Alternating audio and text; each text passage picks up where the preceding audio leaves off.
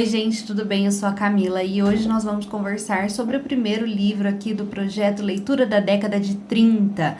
É um projeto muito legal que eu estou fazendo aqui no canal. Já fiz da primeira década do século 20 e foi muito gostoso. E agora a década sorteada foi a década de 30. E para começar esse projeto, estou começando então com o livro Narcisse Goldmund, de Hermann Hesse, que foi escrito no ano de 1930. Mas antes de começar, se você está chegando aqui no canal agora, seja muito bem-vindo. Aqui eu falo principalmente sobre literatura, mas vez ou outra vão rolar outros assuntos por aqui.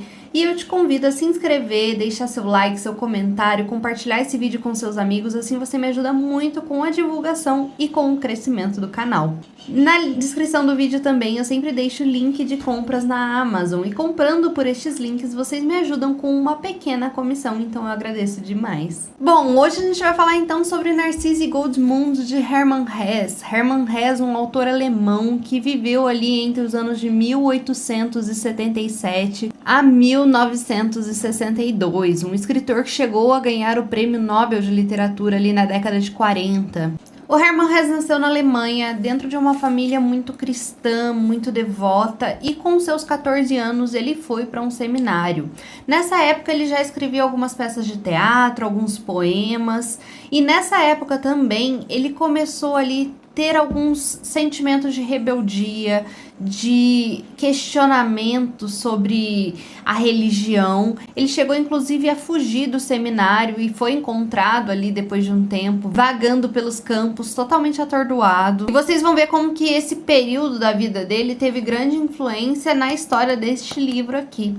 Bom, Hermann Hesse publicou seu primeiro romance em 1899, e os seus livros mais conhecidos é o Demian, o Siddhartha, o Lobo da Estepe, são os livros mais famosos dele. Inclusive o Lobo da Estepe é um livro que eu já li dele há alguns anos, eu gostei muito, mas eu confesso para vocês que eu não conhecia Narcisse Goldmund. Esse aqui foi um dos últimos livros que o autor veio a escrever, então numa fase bem madura ali da literatura dele, da sua fase de escritor. E o Hermann Hesse, ele é um autor que ele vai muitas vezes puxar ali a sua escrita para filosofia. O Hesse era um grande estudioso de Carl Jung, então as obras dele têm muito isso de focar no interior, na psicologia do homem. Ele também trabalha bastante a teologia nas suas escritas. Bom, e vamos então ao enredo da história. Aqui nós temos a história de dois jovens, o Narciso e o Goldmund. O Narciso, ele é um jovem professor de seminário.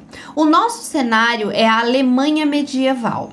E a gente tem ali o convento de Mariabrunn. O Narciso, ele é um jovem dedicado, muito retraído, tímido, e ele muito estudioso. Ele tem o objetivo de se tornar um monge, então ele se dedica muito a isso. Ele não tem muitos amigos ali dentro daquele seminário, ele simplesmente faz o trabalho dele, ele estuda muito, ele é muito devoto. E o Goldmund é um garoto que o pai dele vai levar ele para ser aluno ali no convento de Mariabrunn. O Goldmund, quando ele chega no convento, ele e o Narciso, eles têm ali uma admiração mútua, né? Mas de um lado, o Goldmund, ele fica o tempo todo tentando se dedicar, tentando chamar a atenção do Narciso, querendo ser como Narciso. Ele admira muito aquele professor, aquele jovem dedicado, estudioso, então ele se esforça muito para ser o melhor ali dentro daquele seminário e chamar a atenção do Narciso. De um outro lado, o Narciso, ele vê aquilo tudo, ele também tem uma admiração muito grande pelo Goldmund, mas o Narciso, ele é muito ético. Ele meio que se segura ali para não dar uma preferência, né? Ele vê toda essa vontade, toda essa curiosidade que o Goldmund tem. O Narciso, ele é extremamente observador. E o Goldmund, naquela visão de garoto, né, de criança, ele vê no Narciso a perfeição. Ele quer se tornar um monge e ser tão perfeito quanto Narciso. À medida que o tempo vai passando, os dois vão crescendo ali dentro daquele seminário, vai surgindo uma amizade, eles vão passar a ter conversas que são cada vez mais cotidianas e mais duradouras, conversas filosóficas, conversas sobre a vida. E dessa admiração mútua vai surgindo ali uma amizade muito genuína. O Narciso, ele percebe no Goldmund essa vontade de ser como ele, e uma das coisas que ele sempre fala pro amigo é que os dois são completamente opostos, que o Goldmund nunca poderia ser como ele, porque ele é totalmente diferente do Narciso. E o Goldmund chega a ficar até chateado com essa situação, ele chega a ficar bem triste quando o Narciso fala esse tipo de coisa pra ele, mas aos poucos ele vai entendendo. E o Narciso enxerga que o Goldmund, ele tem uma ferida muito grande, né? Ele não sabe exatamente o que aconteceu na vida desse garoto antes dele chegar no seminário, mas ele percebe que tem alguma coisa ali que não tá muito bem resolvida. E em um certo momento, ele vai conseguir chegar nesse ponto, nessa ferida, e eles vão descobrir então que é a respeito da mãe do Goldmund. Uma coisa que até o Goldmund ele nem lembrava muito era a respeito da mãe dele. A mãe era uma mulher que era considerada pelo pai dele uma mulher muito devassa, que dormia com muitos homens, até que um dia ela abandona ele, o pai, e o pai dele leva ele para o seminário justamente para que ele vire um monge e possa se redimir dos pecados da mãe. E o Narciso, depois de orientar muito Goldmund, ele fala para ele: olha, a sua vocação é outra, você precisa descobrir o mundo. E apesar dele ter todo um amor pelo amigo, ele entende que a vocação dele é ficar e a vocação do amigo é ir embora. E é isso que vai acontecer. Numa certa situação, o Goldmund, ele vai sair para poder fazer algumas coisas ali ao redor do convento. Ele vai conhecer uma moça, e a partir desse momento que ele conhece essa moça, ele resolve que ele vai fugir. Ele se despede do Narciso e ele foge. Ele passa a ser um andarilho. E ele vai conhecer homens, mulheres, vai conhecer o amor. O Goldmund, ele é um jovem muito bonito. E então todas as moças que ele vai conhecendo no caminho da sua jornada se apaixonam por ele. Sejam elas novas, velhas, solteiras, casadas. Todas elas se apaixonam por ele. E a gente vai acompanhando essa jornada do Goldmund, a gente vai acompanhando essa descoberta do mundo. Ele vai passar por diversas situações complicadas, ele vai passar frio, ele vai passar fome, ele vai se deparar com a morte, tanto de perto assim, né?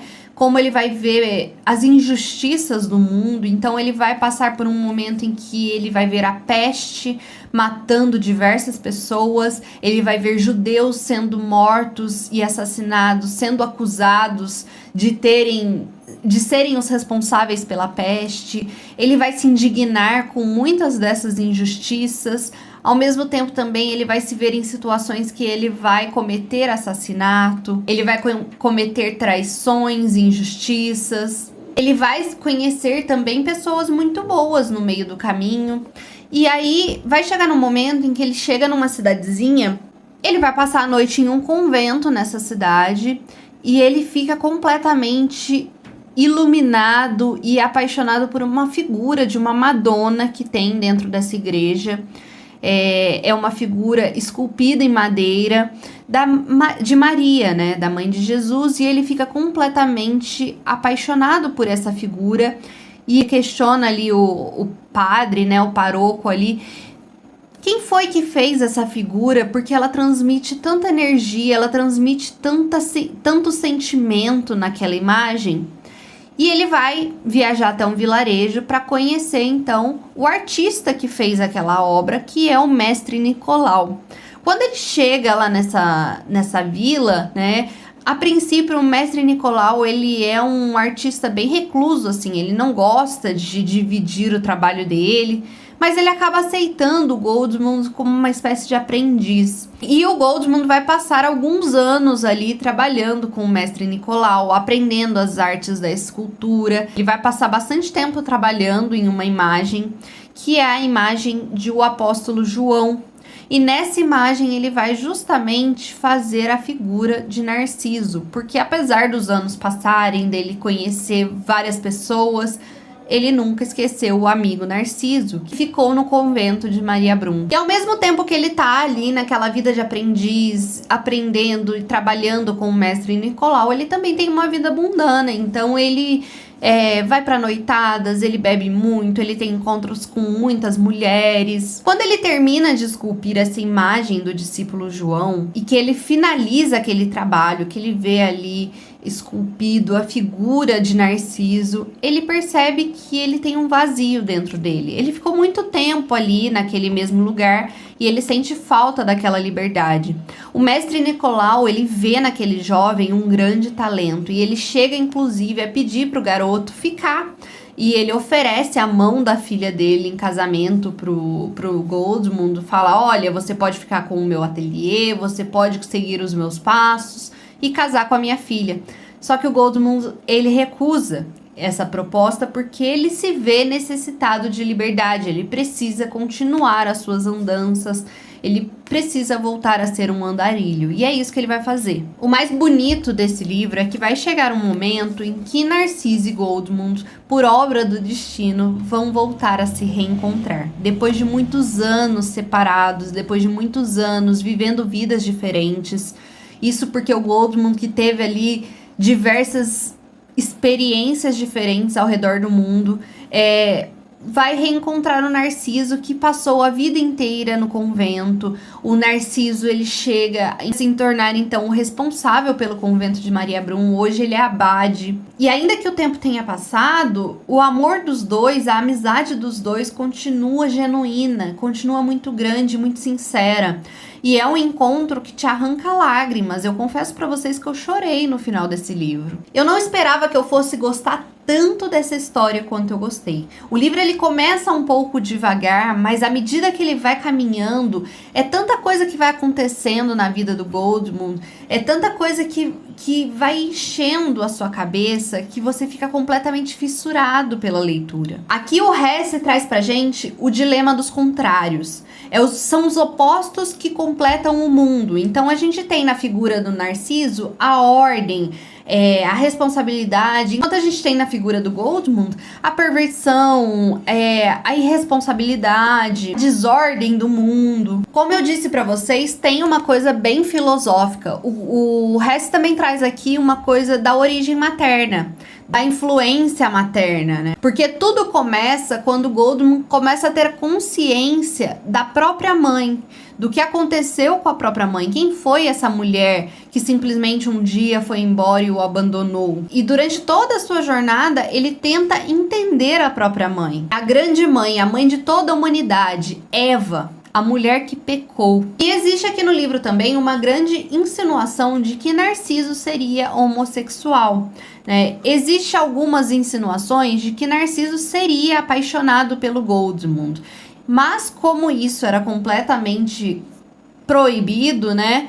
Então ele acaba se convertendo e se dedicando a uma vida de padre e virando abade, né? Se dedicando à religião, a fugir ali dos seus instintos.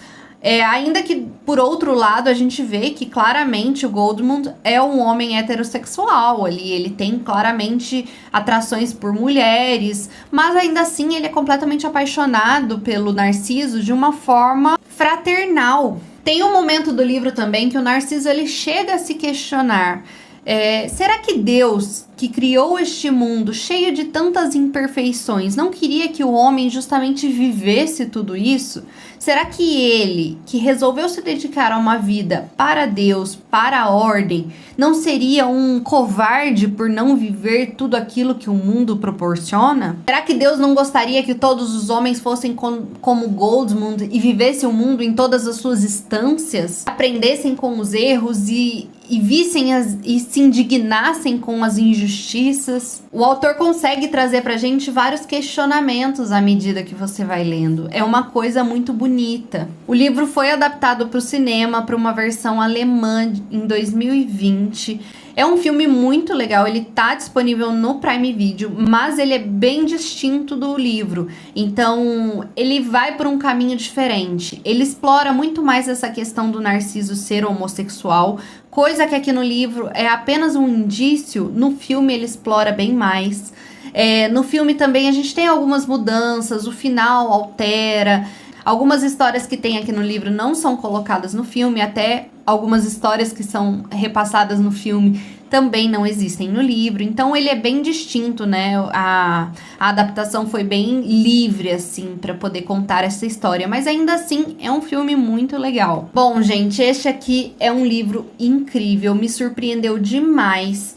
Eu confesso pra vocês que eu não esperava gostar tanto e fiquei muito feliz com essa leitura. Eu gostei mais do que O Lobo da Steppe, que é um livro muito mais famoso dele, muito mais renomado. E eu espero muito que vocês tenham gostado do vídeo. Não esquece de deixar o seu like, o seu comentário e acompanhem, porque este é só o primeiro livro que a gente vai conversar aqui do projeto Leitura da Década de 30. Aqui na descrição também tem o link para a playlist, onde eu conto para vocês ali todos os livros que eu pretendo ler neste projeto e faço também, explico como vai funcionar. Um beijo grande e até a próxima!